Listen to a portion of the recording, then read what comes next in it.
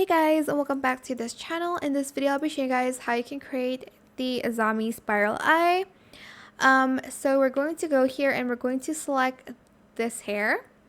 Then I'm just going to select only flowers and big flower too.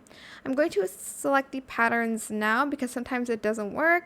So I'm going to select this spider pattern for the first one, and for the rest I'm going to use this one and this one. For the accessory adjustment, we're going to position it at y-axis 0.55, z at 0.58, rotation at 0.43 here, y at 0, and z at 0.55. So that is for the spiral bit. Then we are going to use these round earrings here, and we're going to use the lace pattern. Let me just find it first. It's this one, so select that.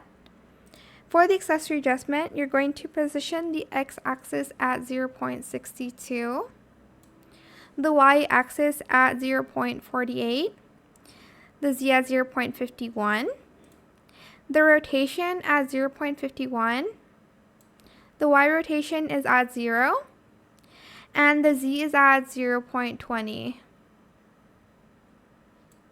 And for the scale, we're going to size it up to 0.83. This is for the eyeballs, I guess. Last but not least, we need to use these earrings, and we're just going to color everything black. For the accessory adjustment, we're going to put x at 0.53,